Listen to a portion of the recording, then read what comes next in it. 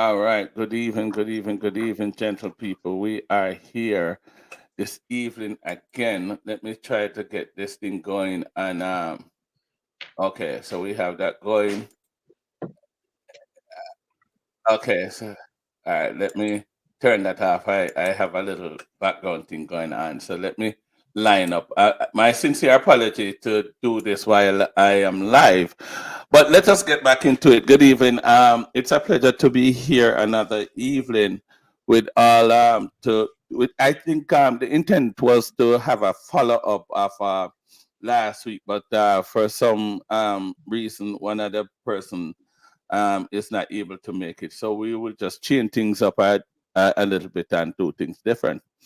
So I'm going to ask you to just like, share, and subscribe.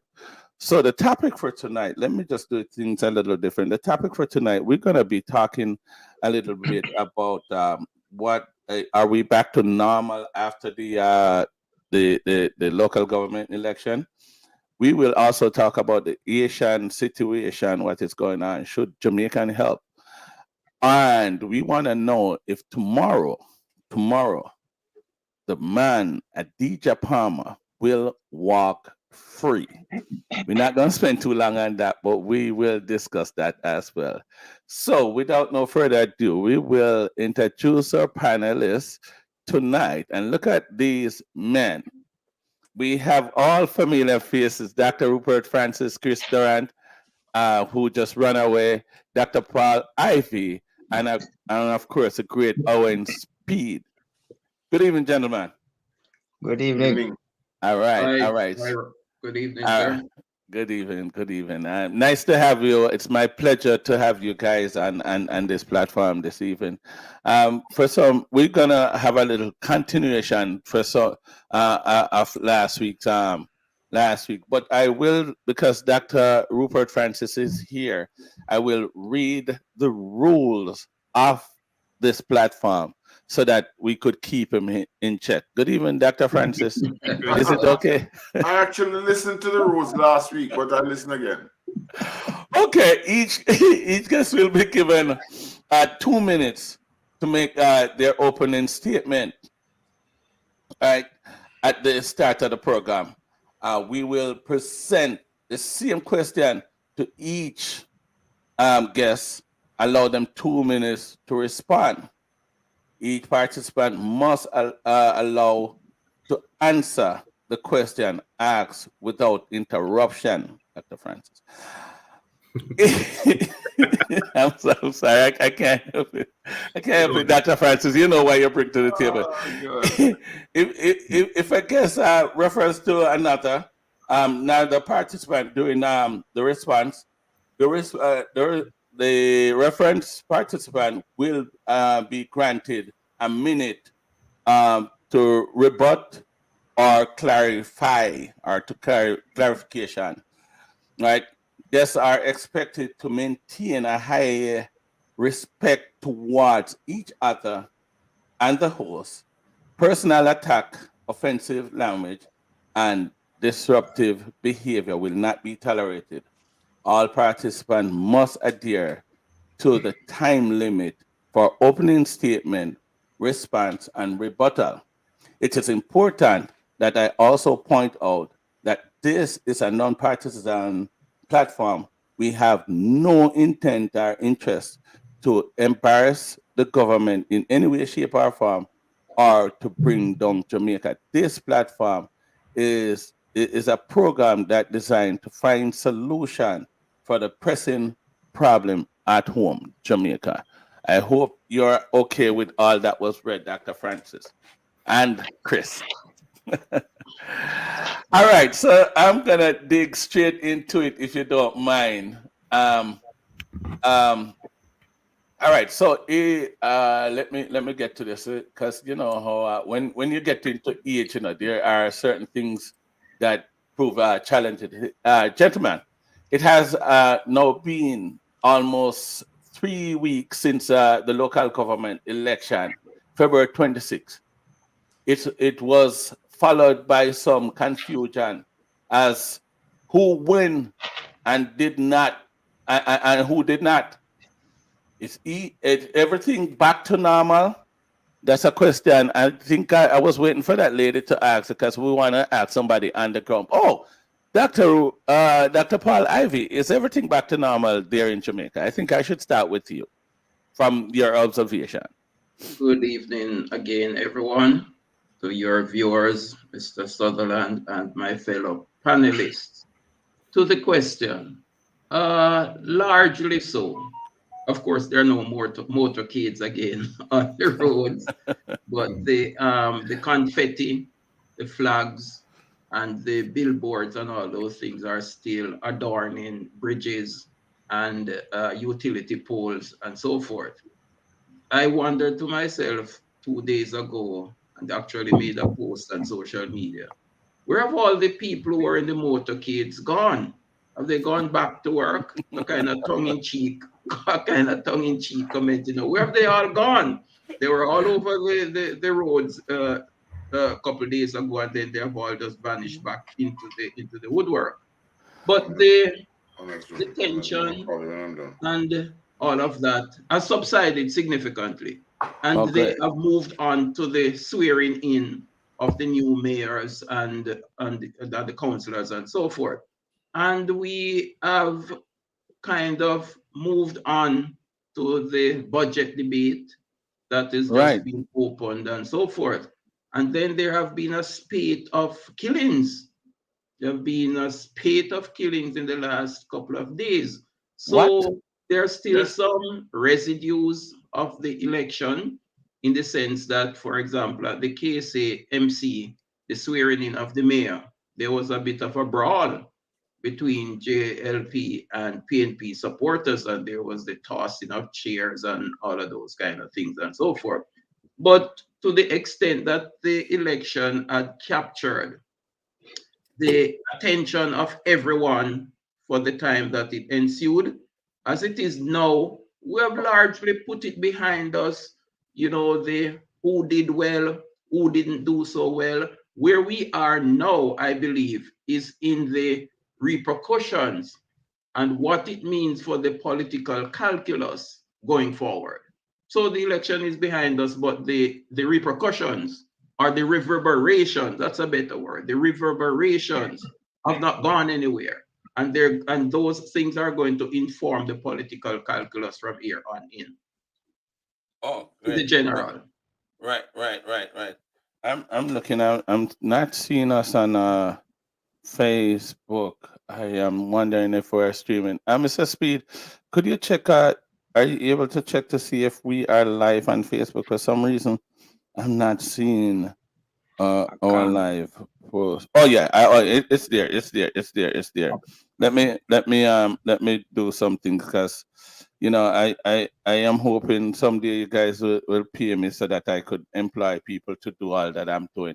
Mr. Speed, I know you're in correspondent with people back home and in the political space. What's your observation on where we are today, 3 weeks later? Every day I'm in. Good evening to you again, gentlemen. Good evening to the viewers, the listeners. Good evening to you, Mr. Host. Yes, Mr. Sutherland. Just want to say that from all indications, things have subsided, yes, but we are still seeing people on social media trying to add 7 plus 7 and get 13. We are still seeing people trying to show that, well, 7 plus 6. Coming out of the results.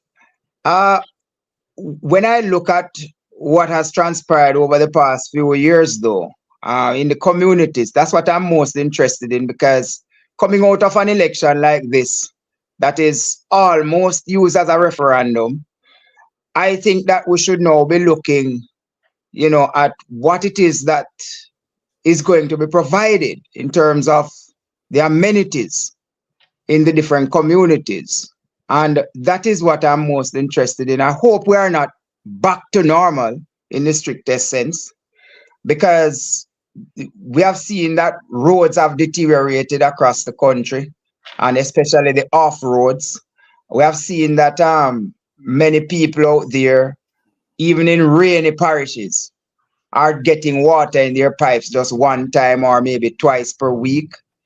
We are seeing all of these things happening. We are not seeing any move towards rainwater harvesting. We are not seeing moves towards things like installing solar panels so that we can have sustainable development. So I wouldn't want us to go back to normal too much. I really want us to use the results here as and take it as a message to both political parties, because in the end I want the citizens of Jamaica to win. Yes, yes, yes. We spoke about that too. I will not pose this question to Chris because of his limited. But I'm gonna touch Dr. Francis a little bit. I know he's very rounded and he's in communication with many people. From your angle, are you seeing or hearing anything related to normalcy? Are we still dealing with the election? Well, good evening, everyone, the listeners, and certainly my colleagues on the panel. Well, Dr. Paul Ivy spoke first, and he was quite accurate. And because I speak to Jamaica at least maybe 10 or 20 times per day. I'm Yes. always constantly vigilant of what is happening there. And was very moderate and in saying what is in Ocho Rios, my hometown. They shot a Chinese merchant and his guard in Ocho Rios, and that is really that is telling that some people can be so. And the in case he had not, honestly, Doctor, I didn't hear about that one day, but I was not surprised because it was a gem, and whoever got that gem would be having a problem. But basically, I agree with everything I said. Owen, of course, hit the nail on the head as well, and his thoughts and his prayers and his views that we need not to go back to normalcy. But normalcy would mean that the people are looked after in their neighborhoods. It's really regrettable that since I ran elections 20 years ago, the roads are worse than. I want to touch that a little bit, Dr. Francis, because I have a question that I want to pose to everybody as it relates to that. But in our midst, sorry to cut you, sir, but in our midst, I see a lady by the name of Jess. I thought she was gonna come on camera, but maybe she is not, and she don't want to be on camera. Zaluka, is that the pronunciation? Zaluka. Hello, Miss Lady. How you doing? Hi, good night, everybody. So my name is actually pronounced Zalika. Okay. Because you are so hiding from us, can you tell us a little bit about who you are and what you do and where you? Oh, no, I have. Okay, well, let me continue with the question. Tell us a little bit about yourself, real quick, for the viewers that don't know, because all these guys are familiar guys. They're always here. So my apologies. I'm actually doing the live from my car. I just ran out of an executive meeting, and the closest that I could get to joining you was by joining you from the vehicle. I had switched off the camera because I'm actually not using Wi-Fi, so I figured that it wouldn't have been very clear with the camera, but it seems as if it's working fine. For those of you who do not know, my name is Zalika Jess, and I am the PNP representative for Northeastern St. Elizabeth. So in other words, it means that I'm the person who is likely to be the PNP's candidate in the next general election for the constituency of Northeastern St. Elizabeth. Great. Nice to have you. Let me ask you though, the question that was posed earlier, do you think we are back to normal in Jamaica? I'm hoping not, like Owen Speed has said, but do you think 3 weeks after the election, we are back to normal? Where are we today? You're on the ground and you're in the political space, so you probably would have give us a more accurate, this is the description of what's going on.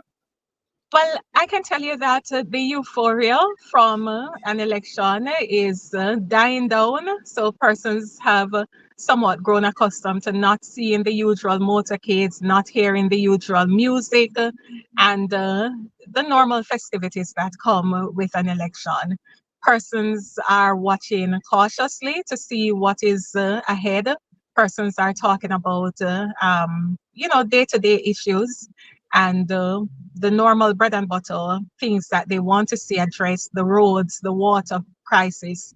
Those are the things that you hear about, the high cost of living and what it is that they think or hope that you can do to alleviate that problem. So, in my view, you do have the occasional persons who will stop you and ask you, so who won the election? Because everybody seems to still be unclear as to who the winner is.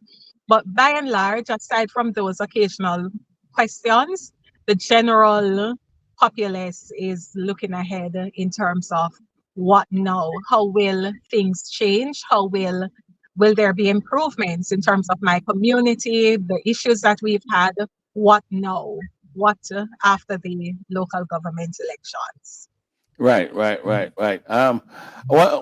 other thing that I want to ask, I have it all tightened up here, but I'm gonna just cut it short because I heard you guys touching on it. The prime minister was caught on camera saying that he did not know how bad the road and water situation is in Jamaica.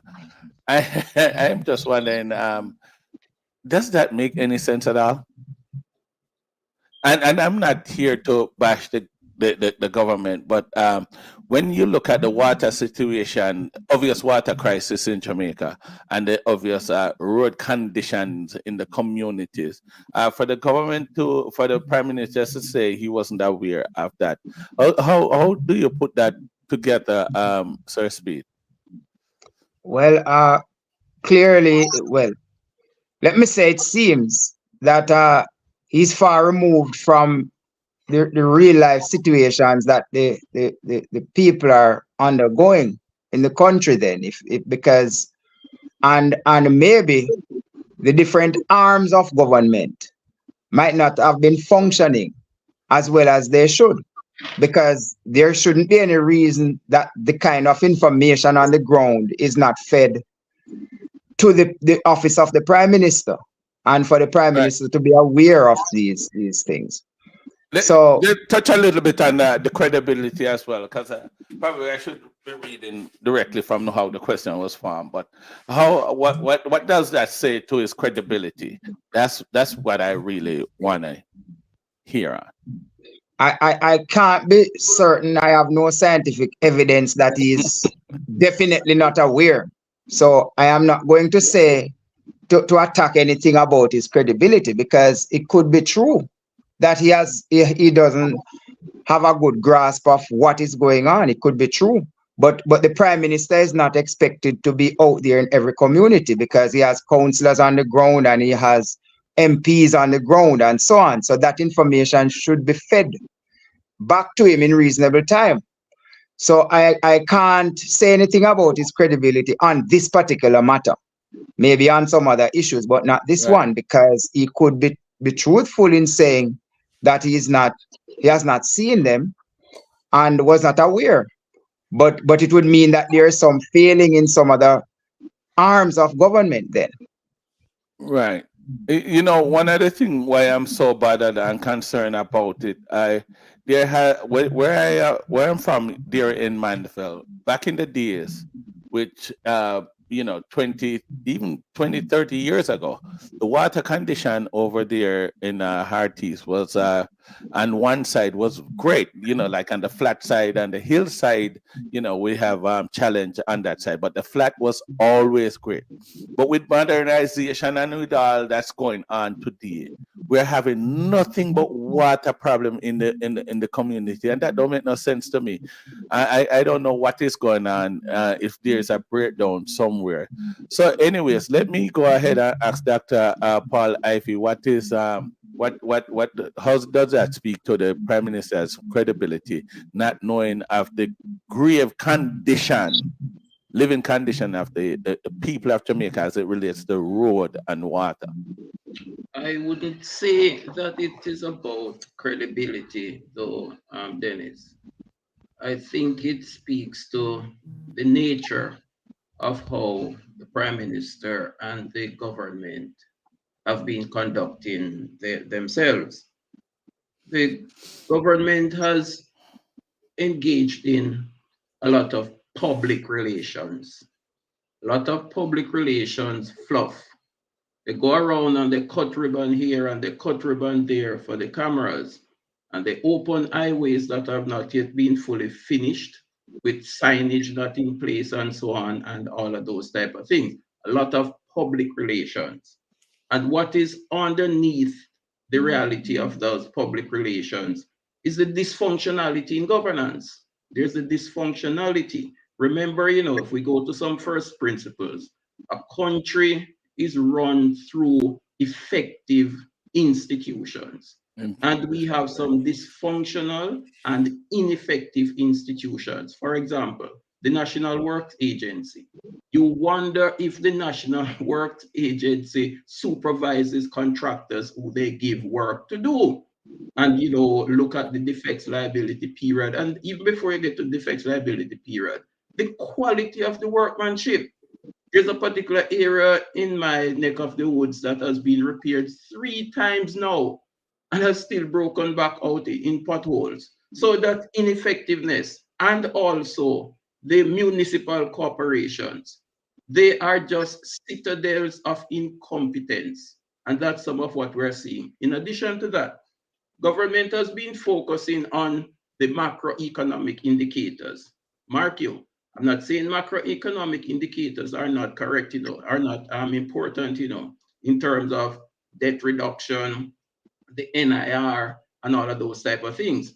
But they have been emphasizing how the macroeconomic indicators are good and so on. And they are basking in accolades from the international rating agencies. Oh, Moody's and Poor's are, what is it?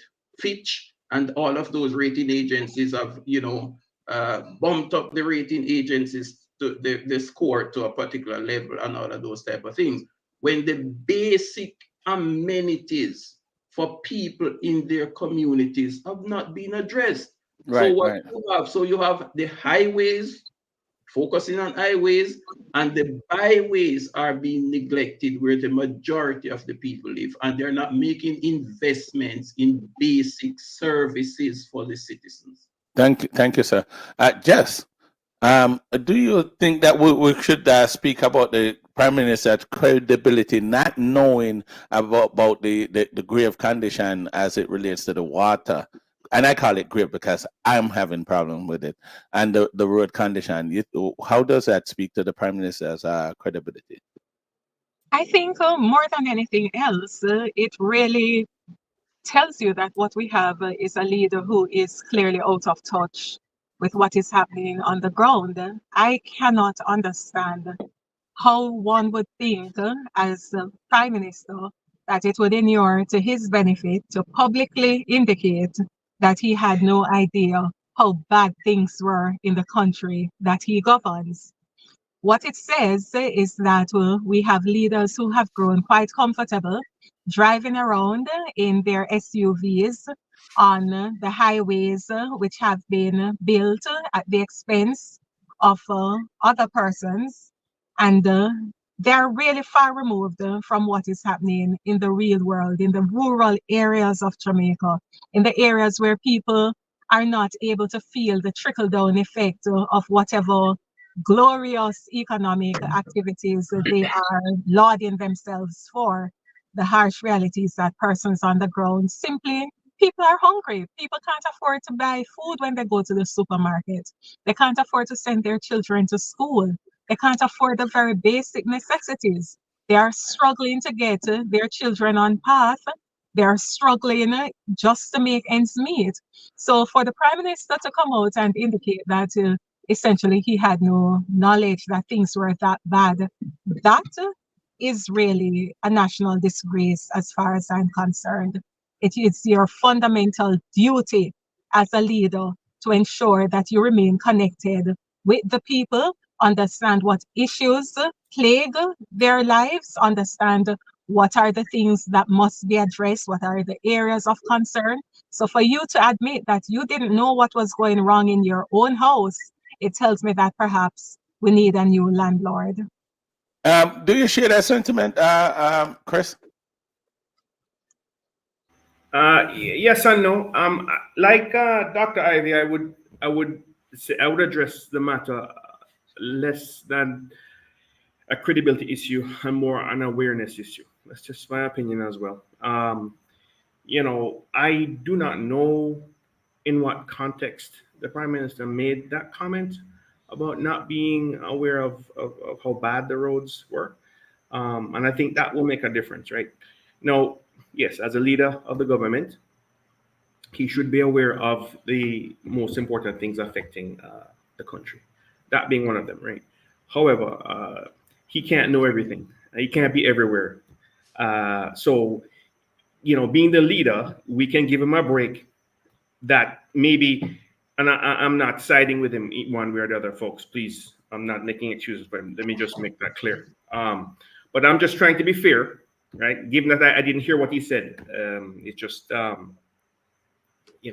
what I'm being told here this evening. But that may be a failure of his administration, whoever's in charge of the roads that is in question here.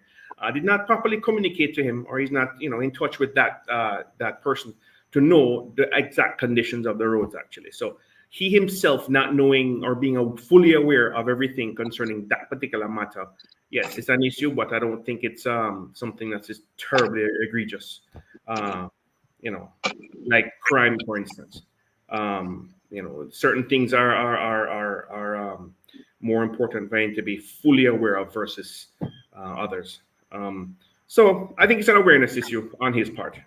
Dr. Francis, do you think the government should know of the condition, the Prime Minister should know of the condition of the road and the water situation that we're having, for him to say that I did not aware of it? How do you view that? Well, wow, this is, I do not like to comment on personalities per se, but if I was when I listened to Chris, he's being very complimentary, because I being on the ground myself, like Jess is right now, and I don't know if Brother Speed has been. I was there for many years. It is your duty as a leader to know everything, or have an idea of everything. So I'm not going to give him a pass on this at all. He's the Prime Minister, and you can't tell him otherwise. And so he has to know what is going on. And his ministers, even if he did not know. And I've always said that I think the Prime Minister has about 9 or 10 different portfolios in his under him. And I'm asking myself the question: how can you not hear from ministers of work, minister of this, minister of that? And that's the problem. He's bitten off more than he can chew. And so, as a leader, you have to lead by example. And, so far he has done a great job in certain things. I mean, my God, he has. But at the same time, as he has done great things on one side, terrible things are happening on the other. And the most important thing in Jamaica must be the people. Right, okay? right. You can have all the... One moment, please, my dear sir. Just give me 2 more seconds. You can have all the big buildings you want on the roads. If the people are not taken care of, these type of elections are going to come up. Thank you very much for that, Dr. Francis. On the last show, I believe it was Dr. Ivy who said that the low voter turnout it does not only affect the local government election, it also affects the general election. He went on to say both parties are now down to their hardcore base support. Assuming Dr. Ivy is correct, what will it take for the hardcore supporters of each political party to change their support from the party to the next? You understand the question? Yeah, who are you asking? I'm going with us. I'm so sorry. I'm going with Dr. Paul Ivy. Probably I shouldn't ask him because he was the one that made that statement. Exactly. So I just want to respond to that. I'm not gonna ask him. I'm gonna ask Owen Speed that. Oh, Lord have mercy. I was hoping to just you will get it. You'll get it. You'll get it. I want to All start right. with Owen Speed though. Right. He's saying that there's need for speed. So he's coming with the speed first. All right. So yeah, so and good evening, Zulika. You know, I didn't say good evening to you, Zulika, as the rose among the thorns this evening. But yeah, people in Jamaica love to see things happening, you know. They love tangible things too. They love to see things happening around them in their communities. They love community development. They love to socialize. I am not even too sure if, to be quite frank with you, if we are down to our core, because I think that a lot of the core, because if you compare the two parties, you know, and you look at their core, if the PNP's core is coming out, the PNP will always be victorious, because I think they have a bigger core group to pull from. Considering that they were in power for 18 plus years for that, you know, long stretch of time and so Are on. you implying that Jamaica is majority PNP? That's what you're implying? I'm not implying that. I'm speaking Okay. to what obtained over the years we have had elections, and we have Okay. seen that, and the fact that the PNP held government for so long out of, you know, consecutive years we're talking about. But people love to see things happening, and we have to go back to our some coordination between the members of parliament and the councillors to get community projects going. That's something I think that was missing. It's like the members of parliament, they were operating on their own, in my own estimation, operating to a large extent, while the councillors were just basically left there hanging, you know, a lot of the times. And in particular, you know, the statement that Warmington made, you know, in particular, if they are not in the government side, or they are not on the same side as the member of parliament, then they are treated a little bit differently, with scant regard sometimes. So people need to see things happening, and as long as they see things happening, and I can't say it's a core that we are depending on, both parties depending on, because quite a number of moving parts are there. We are seeing people are being induced, you know, in some ways to come out to vote. We have seen where people were voting at 9 o'clock in the night and that kind of thing. So I am not too sure if it's a core that the two parties are depending on at this time, because of so many things, so many variables are there now compared to way back then, you know, that I'm not even too sure. Thank you very much. Ms. Jess, do you think you're down to the core that both parties are depending on at this stage of the game? I think that for any political party, you always want to make sure that your base comes out. The truth is, in this present election past, I felt, at least in my own constituency, that we had quite a number of first-time voters, persons who had never voted before, who were actually genuinely interested and intrigued and desirous of voting for various reasons. Granted, this is a constituency that is one that I consider to be very political. So persons are very politically engaged. The persons, I have working councillors who are on the ground, they are accessible.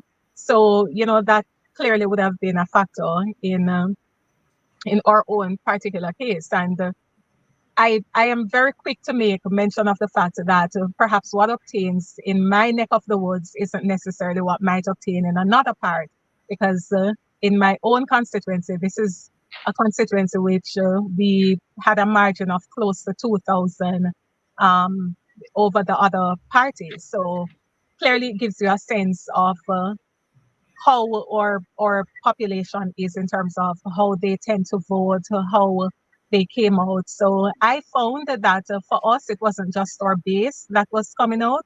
It was a lot of first-time voters. It was a lot of young people So I don't know that I can share the view that we're only down to the core base.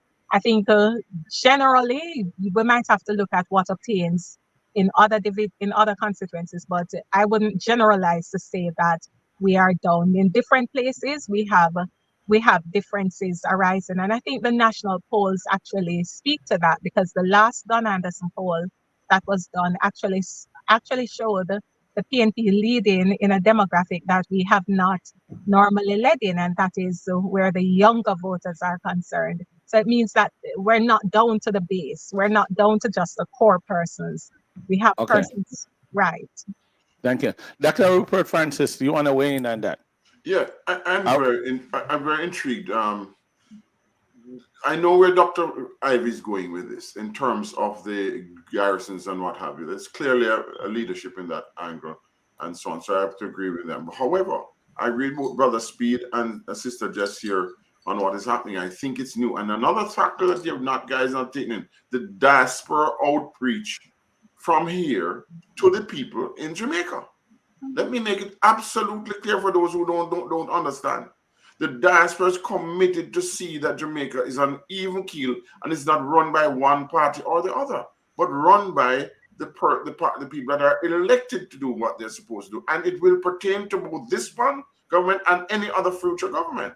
So let it be absolutely clear that we do believe that we are still Jamaicans, we still love Jamaica, and we are not going to allow our voices not to be heard. Because it's so very important that many of us want to come back home, many of us want to do this, many of us want to do that, but this is dangerous. We have to look into the situation, and we have to look into the young people. We have to look on how they're given opportunities. We see a mass movement of teachers, of this, of that, and come on. And yet we see huge buildings, we see huge highways, we see lots of development for rich people. But where are let me make it quite clear.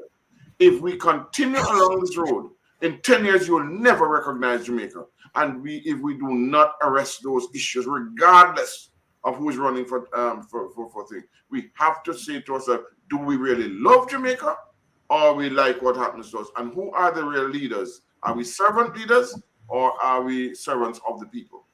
Thank you, sir. Dr. Ivy, how did you get to where you think that we're down to the core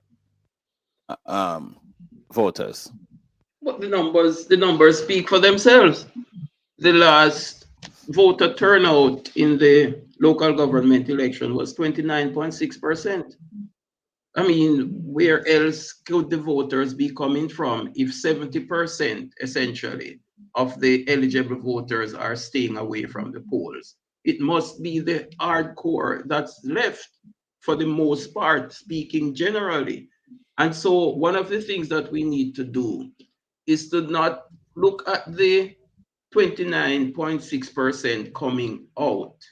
If we look at the other side of the equation, and it tells us that it is essentially 70% of the people have rejected the offerings of the two political parties. That's basically what it is. We're into a kind of democratic decay, a decay of the democracy, because people do not feel that these parties are there to benefit them, improve their standard of living, improve the basic services that you expect from governments over the years and so forth. And so it is a trend. It is not just something that has happened in the last election. It is a trend. In the 2020 election, the turnout was low as well. Yeah. So we have that trend. They are down to 70% of the electorate are not seeing anything worthy of their attention as it relates to these two parties. Jess is saying that it's the young people crying out, because that's what that they're seeing is the young people came out. So the voices from the young people. So how could the young people be the core? From what just. No, Don Anderson poll has shown that many of the young people who voted in 2020 did not turn up for the polls this time around. And remember now, it's a local government election. And Exactly. generally speaking, turnout for local government elections is low. So we should bear that in mind. But if we're speaking in a broader sense as to what the trend has been over the years as it relates to voter turnout, it's a rejection of the parties. I know young people who voted in 2020 thereabouts, and they just did not pay any attention to the election this time around, notwithstanding the fact that it's a local government election. So, It- so let me look, ask. look, the parties are not orchestrated prosperity for Jamaicans. They have not uplifted the people over the last 61 years of independence. We have had fits and starts, and here we are now in the classic trickle down mode. As you know, Mr. Sutherland, one of my books is Jamaica, Paradise and Paradox. That's basically what we have. We have the multiple Jamaicas, as we have heard over the years. So you see the Nova Rich, you see the new high rises and so on. And then on the other hand, just the opposite of that for a particular set of people. So the trickle down is not working. It's like back in the 1960s when Shearer was prime minister and the bauxite companies and the hotels were coming on 6% growth, but it was not getting to the majority of the people. That's the problem we have, the inequality. All right, thank you for that. Do any of you guys share Dr. Paul's Ivy's opinion? Could I I'm afraid. Sorry, just not a hand, but I don't. I think you should allow the lady. But Oh, anyways, sorry. go ahead, Go Dr. ahead. Francis. Go ahead. Huh? Go ahead, Dr. Francis. No. Okay. I just want to say that but these are local government elections. And I'm saying that nobody expected the People's National Party to even come above the Jamaica Labour Party. Nobody expected that. So what Dr. Ivy said is classically right, but it was that's not so. The people came out and spoke. And so now we have some degree of equity in the island. Okay? I don't know if you can see it, but I certainly can see that. I don't know if I don't know from 29% voter turnout. I don't know if we can say the people spoke. I am saying I don't know. I don't know how to put that. I'll allow Jess to address Dr. Paul Ivy's point. Go ahead, Jess. All right, so very quickly, I will readily and easily admit that we have a problem as it relates to voter apathy here in Jamaica. Far too many persons who can vote are not voting.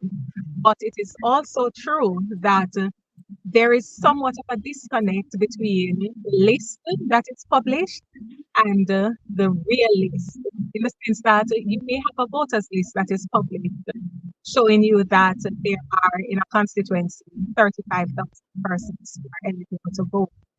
But when we canvass that list and we go through and note the number of persons who have died, you know the number of persons who have migrated, the list is actually significantly narrowed down. And so we may think that 70% of the persons on the list are voting.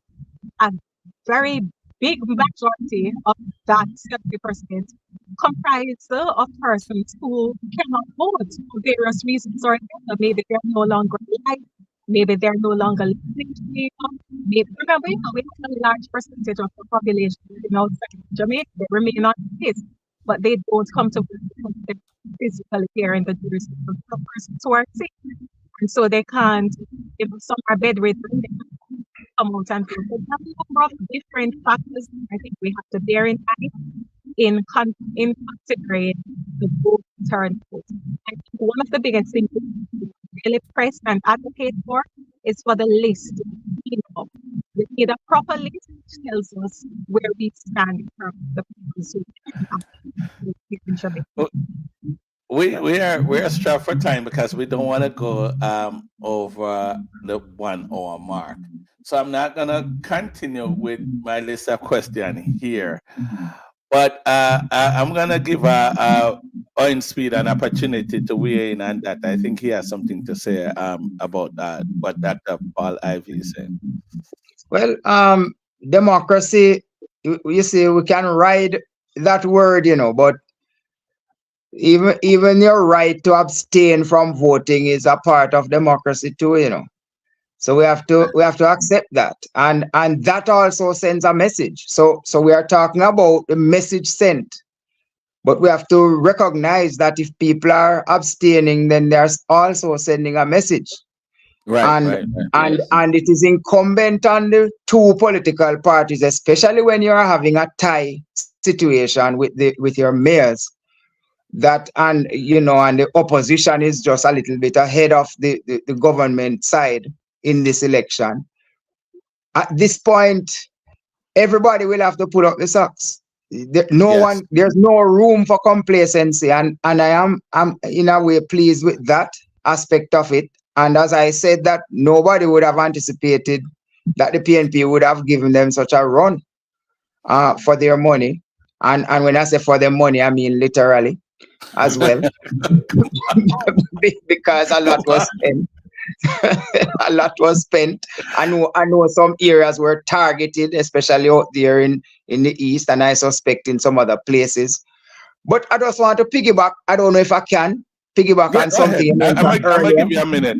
Yeah. Yeah. In terms of the Prime Minister's statement about he didn't know about some of these roads, the more I listen, is the more I'm believing that something is amiss, because I can remember when Warmington went to East Portland, and it caused an uproar because a councillor caretaker candidate was following him around, and that caused an uproar. And that mission was about the roads in Norwich Heights. Those roads from May last year, you went there, and those roads have not been touched yet since. And when you look at Berrydale Road, going from to Berrydale, where that is a national treasure, where rafting begins in Portland, that road was horrible. And Right. everybody goes there to do some rafting, or people come from far and wide across the globe. In the diaspora, people come down, and that's the entrance to where you start rafting. And it was Uh, terrible. okay. We are very much short for time, and we have two more topics I want to cover. But let me ask you this real quick. Do you think that we, the Jamaican people, now that we are in a 50-50 state, uh, status, where where the election can go either way, it's hard for one to predict. Do you think that we as a people, Jamaican, will benefit from the outcome of the local government election, or in terms of the work that both sides is gonna put out? You think that we are going to see some benefit from it as Jamaicans, the status? And I'm gonna ask Miss Jess that question. I think that one of the positives to come out of the election is that, and I think comrades, well, Mr. Speed would have alluded to it. There is really no room for complacency. There is no margin for you to sit back and relax. It sends a very strong message that the leadership of the country is up for grabs now. We've had a situation where one party is coming from in behind 49 to 14, and so most persons would have written off the People's National Party. Yet the governing Jamaica Labour Party found itself fighting tooth and nail to try and convince self and others that they would win an election. The fact that the people from so far behind to catch up and even exceed and surpass the number of divisions that the GOP has won sends a very clear message that any card can play, and that cures to the benefit of people, that both parties are equally motivated now to make sure that they do the necessary. And we see certain things happening. We see, for example, in terms of how the budget has been passed, we see certain give backs taking place. It might not be to the extent that we want, but at least to see where the movement. For example, in terms of the rates of the threshold, albeit not as high as it should be, but you see other movements, for example, the removal of the current requirements in getting student loans. So there are various measures which are not being implemented, announced, and which are going to be implemented in order, because we are in an election year, general election. We're approaching a general election year. Yeah. It's the next year. So for all intents and purposes, you have a year, 18 months, before the Yes. general election. So the people are going to be seeing where the roads are going to be fixed in areas that have not been fixed before. You notice we have moved the procurement requirement, shifted it from $30 million to $60 million. What they say is that they can easily contract road works and the other programs to be done without going through the usual year to get procurement approved and all these things. It will be a lot of things taking place on the ground. So yes, the people will benefit from having a balanced governance where you have the opposition and the Thank you. government. Thank you. Miss Jess, could you just mute your mic a little bit? There's a little noise coming from your mic. Sorry, I actually have members of my team on the outside. They don't want to leave me because it is late. So I'm actually Oh, going to have to leave you all. But thank you so very much for having me. And it was a pleasure yeah, joining you man. all. And have a And wonderful we'll do it again. All right. Absolutely. Thank you very much, ma'am. Thank you. That Take care. Miss Jess right there. So yes. So there's a noise coming from somebody's. Let me see who this is. Oh, great. No, that's not. Let me see if it's speed. Oh no, it's gone. It's gone. I think it's coming from speed, but I'm not gonna accuse the man. So real quick, because we gotta go real quick. I have two questions that I want to ask, but I'm just gonna dig straight into this one because this one is something that really caught me big time. Mark Golden dancing. He have created some dance move prior to the election. I know Mark Golden to be a stiff person, and I noticed he was putting out some real dance move. In one case, in one instant, he even hold the mic and DJ. What impact do you think that have on the election or the voters? Do you think that have any effect? Because remember, we have it has been rumored that Prime Minister Holness had win the election with the clerks. So I'm gonna ask Dr. Paul Ivy, what impact do you think those dance moves, when they're trying to act like they're all cool and rocking with the people? Do you think that have any impact at all on the outcome of the election? Are the voters?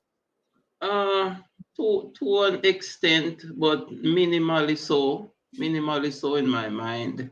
Election campaigns have festivity part of it, the festivities and the ray, as we say in Jamaica. There's that dimension. But I don't think it played a huge part in the election just held.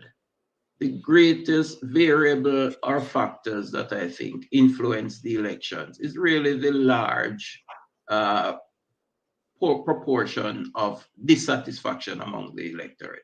It's the dissatisfaction. It's not the gimmickry and all of those type of things. You will always have a certain percentage of gimmickry as part of the festivities of a campaign. But no, I don't think it played a big part in it. It's the dissatisfaction that the people are feeling. Do you think that play any part at all, Dr. Rupert Francis? The whole dancing, because remember, it is rumored that a Clarks had won the election before.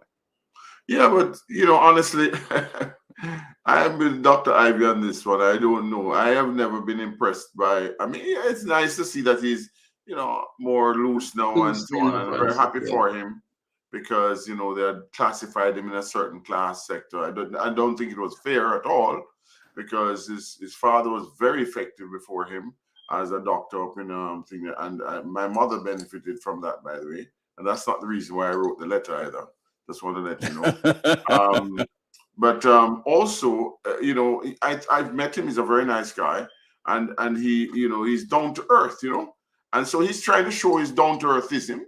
What can I tell you? Some people are gonna love that. Personally, I like when somebody just tell me the truth. If you come up to me and you have a 45 in my face and you say you're good looking, you're going to be the best looking man I've ever seen with the 45. When you walk away, I say, go, you're ugly, and run in the opposite direction. But the point I'm really making is this, that it's an art, and it's not just play, it is serious business. I do believe he's more believable now. I do believe that he's more acceptable now than was portrayed. Okay. I know about acceptable, not necessarily believable. Well, I you know, think he's a politician. So guess what? You know, you get, you know, but the point I'm making is I've come across good politicians in the past. Yes, you can. Yes, Owen, I saw that expression. But the fact of the matter is I've been around for a long time. And you know what politicians give. Unfortunately, not even hell would like to hold some of them. And so I'm not being disparaging. I'm Actor just saying to Francis. you that we want some leadership. And I think that the young people in particular, and so on, especially with the crime, really, to get to that, we really need to get to the young people and get them and so on, and the communities. And as Ms. Jess was saying before, if we address it, and Brother Speed, if we address those issues, Jamaica will flourish. Because remember, Jamaica is reggae, Jamaica is rum, Jamaica is weed, and we don't have to import it from Canada. We already have it here in Jamaica. Okay, All right. That's my let us let me ask Owen Speed, and I'm gonna get to Chris. Chris been quiet too, because I have two more questions why I really want to ask. But do you think that the participating in the festivity, learning these dance moves, wearing the clocks and all of that, do you think that have any impact on the outcome of the election, or it impact the voters in any way? No, you unmute your phone. Unmute. It adds to the fanfare, and it's good to see the leader of the opposition, whether it's leader of opposition or prime minister. It's good to see our leaders appearing human, So because I've been out there as a JTA president, and people look at me when I visit the schools and talk to them on the corridors and so on, and sit and eat lunch in there with them, from their canteen and whatever. And they say, well, yes, at least we now meet a president that is human. And I say, yeah, if I'm so it adds something to the mix, and it is good. But I'm not too sure if it pulled in any more votes than it would have than would have been pulled in, because people are just disaffected by what is going on in terms of leadership in the country. Okay, I know Chris probably not aware of it, but mute Owen, mute. Yeah, I know Chris might not be aware of it, but it has been rumored that the Clarks had won the election before, and now I see I see the opposition putting on some dance move. Given the culture that we fostered, well, our culture, where the reggae, the festivity, play such a big role among us. Do you think that have any impact on the voters? Let me throw in something. I don't think anybody mentioned it. So I think maybe he thought he would come up with these dance moves and so on. Now, this will only show he's human, like Owen said, right? Which is good, which is fine, showing he's a regular guy, he's hip, what have you. But also maybe think about this to match what Miss Kamina Johnson did one time. You remember? I think she came out with some nice dance moves one time. You recall that, guys? Yes, I remember that. Just saying, maybe it's I think honestly, dance too. I think it brings the people around him to a certain comfort level, right. To see everybody moving at the same thing. Yes. I don't know if those dance moves are really him, or it's just for the whole festivity that comes with the election.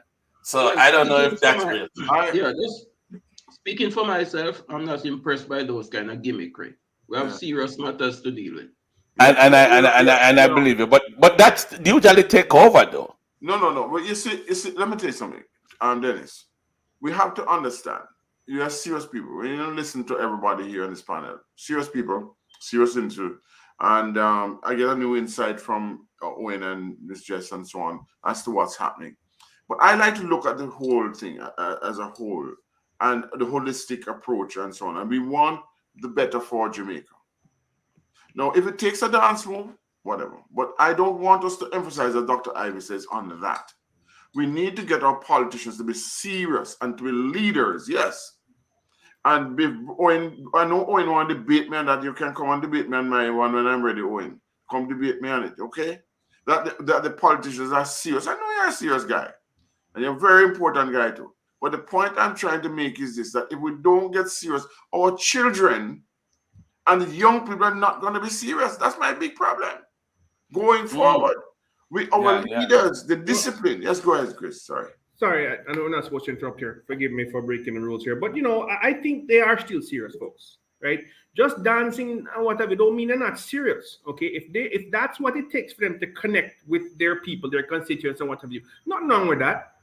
It's okay. I mean, there are serious matters that they address when they're in their office. I think it has nothing to do really with them having a little fun and a camera catch them dancing, dance, what have you. I don't think that's an issue. I don't think that makes them not serious. No, but that was not what I was concentrating on. I am saying to you, Jamaica, Owen just said it, Dr. Ivy just said it, you just said it, and Jamaica is in a serious conundrum right now. Okay? Our people are being neglected. I think the outcome of the election showed definitively that the people are thinking that they want better representation. Yes. Okay? I think that the government was surprised at the outcome. I was not. Okay? Because I knew that they're thinking, feeling, and acting people in Jamaica.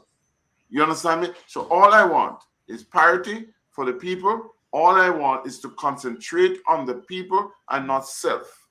Okay? If somebody want to be vexed with me, we told them in the diaspora with our thing. We told government, opposition, everybody, look, these are the things that we are focusing on. These are things we are offering you to help you with what you're doing down there. And none of them, except in the opposition, looked at many of the things that we're doing. Why? That's a big deal.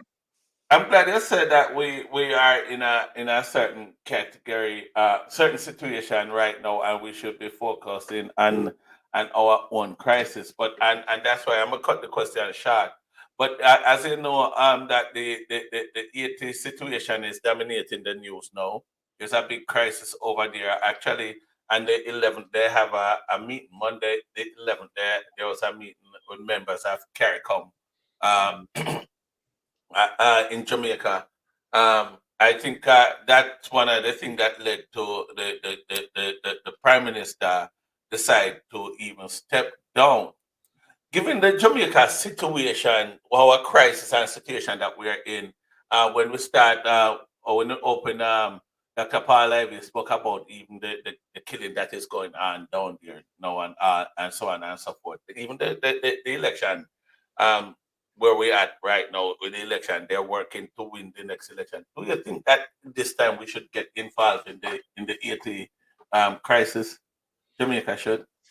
And I'm gonna start with Dr. Rupert Francis on that.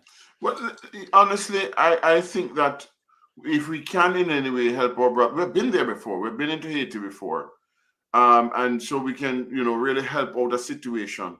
But I think it should be a global effort. I do believe that there are other countries that should get involved and be helping Haiti if we can, because what is happening there, you may say it may never happen in Jamaica. I don't think it could happen in Jamaica anytime soon because of our situation. I've served in the military myself, and we are one of the most democratic nations in the world even today.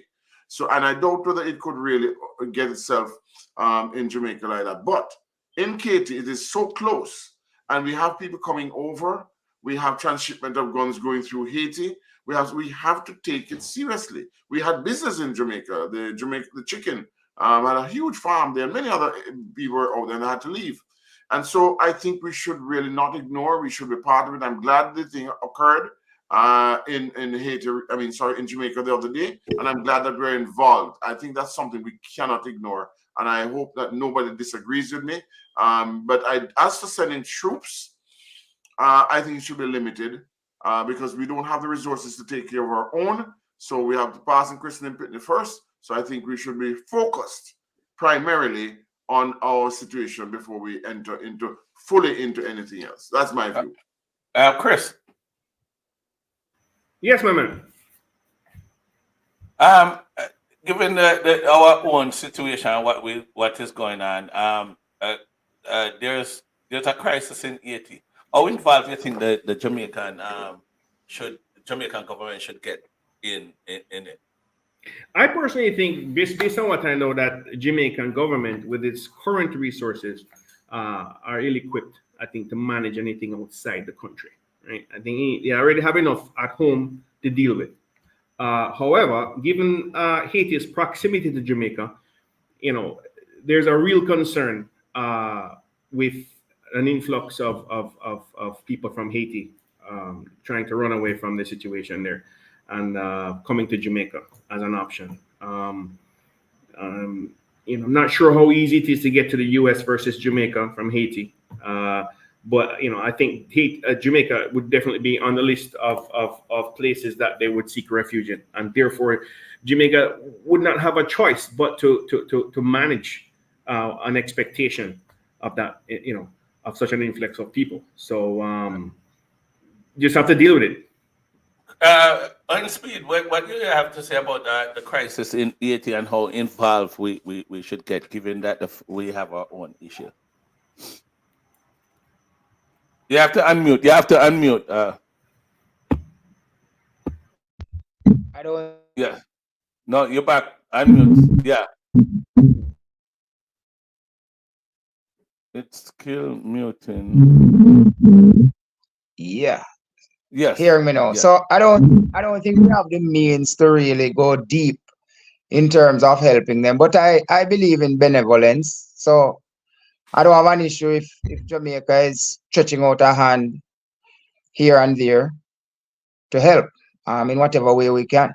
But Right, two right. gentlemen spoke eloquently about that, and I agree with them both. But Okay. I believe in benevolence, and so if we can help Okay. them, I don't have a problem. Dr. Ivy, you are there and you're deep in researching and yeah, let me mute. Yeah, let me mute Speed. Yes. Dr. Ivy, what is your take on our involvement given the crisis there in Haiti and I the fact agree that with we have the our own? sentiments that have been expressed. Do what we can, even if it is hosting the meeting to discuss a possible solutions to it. Do what we can. I see we're also taking some orphans. I think it's about 40 or 20. There's a number. There's a particular number of orphans from Haiti that Jamaica is taking in, and so on. So we should do what we can. Also, I want to go to the historical perspective and join with Dr. Francis in making the point that there should be an international dimension, a serious international dimension led by the United Nations and other such countries. But we need to look at the historical dimension to how Haiti came to be problematic. That extortion by France levied on them for the temerity of freeing themselves.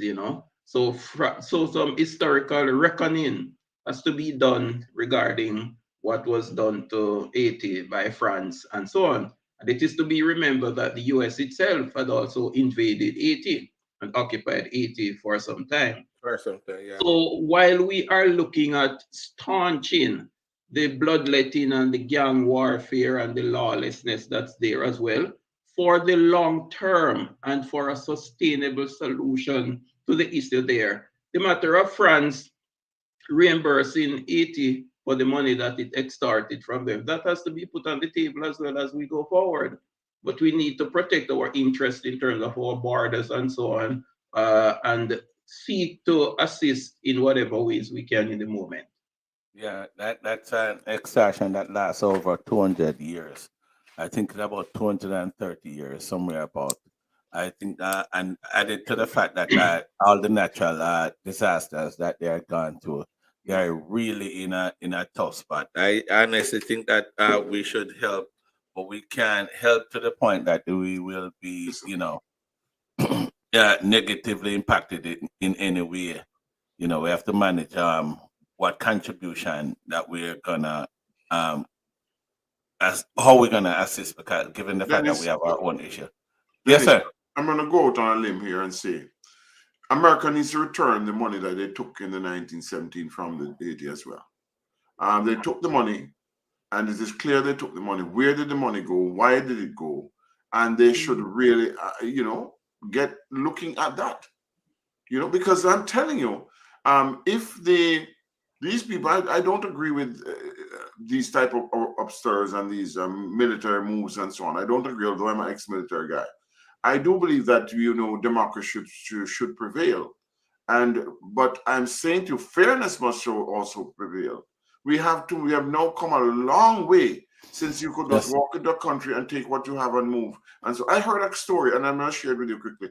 I don't remember the name of the country, but I'll try and find it for you next time. But this person went in, and they offered to come. I think it was Zambia. They offered them $75 million for their copper mines, right? These people from whichever country it was, and they sold the copper mines, and then they said they'll pay them in 3 months, right?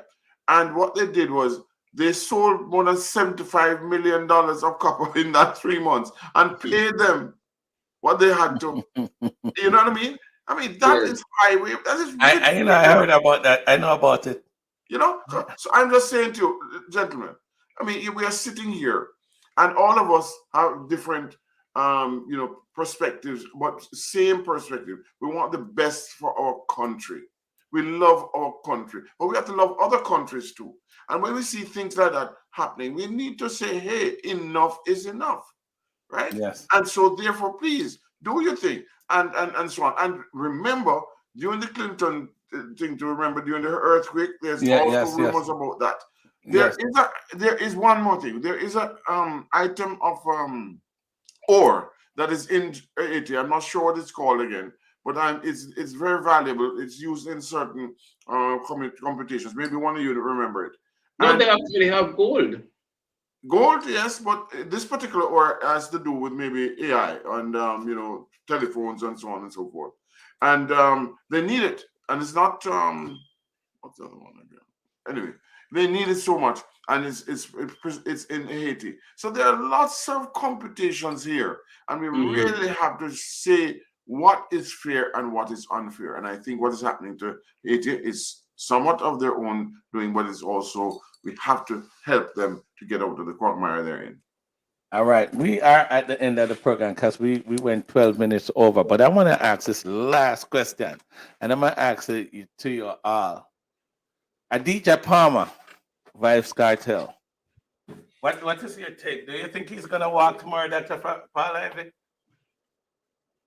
No. I think the best favorable outcome that he can look at is the possibility of a retrial. But I don't think he's going to be his appeal is going to be allowed by the Privy Council. No. Oh wow.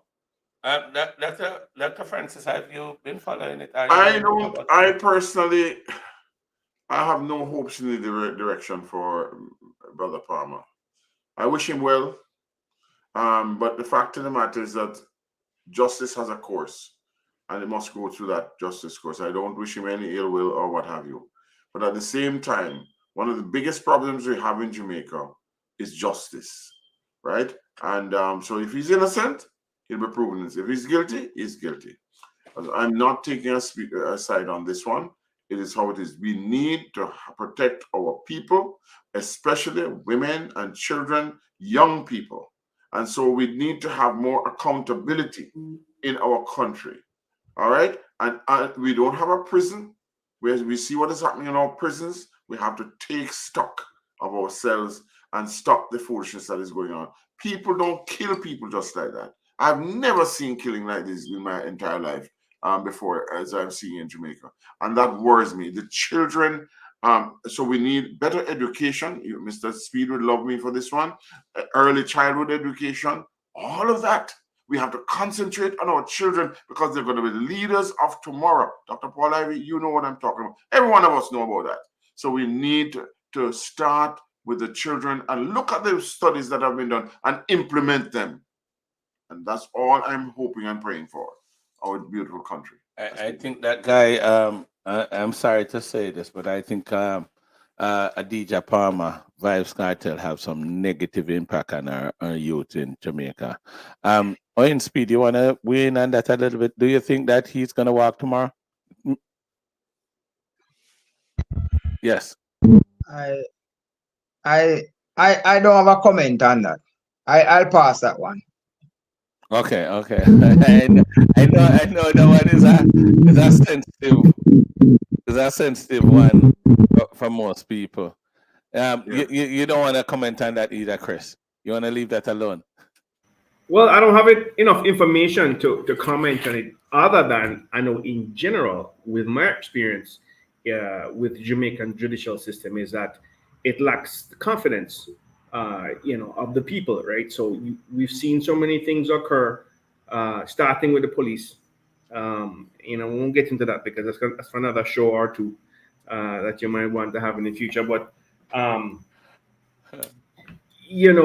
some of the decisions made in the judiciary perhaps not explained to the public well enough. I don't know, but giving bail to people who have been accused of murder and things like that. That happens a lot in Jamaica. It doesn't happen in other countries. I can only speak for the U.S. actually. Because of the level of crime, the type of crime that it is. They usually don't post bond, or it's a very, very high bond, and they make sure that you're not a flight risk and so on. In his case, though, I really don't know, can't say, not sure what the evidence was, but I do recall there was something concerning a juror that was Yeah. compromised, right? And I believe that juror was made to remain as a part of the jury pool, Yes. right, before being punished, for being compromised. So what does that tell the public? So hold on, no, this guy was compromised. You knew before, allowed him to remain in the jury pool. This verdict as a result of that, and then you punish him afterwards. What does that tell the public? And That's then- not a good sign. The and message then- is sending at all.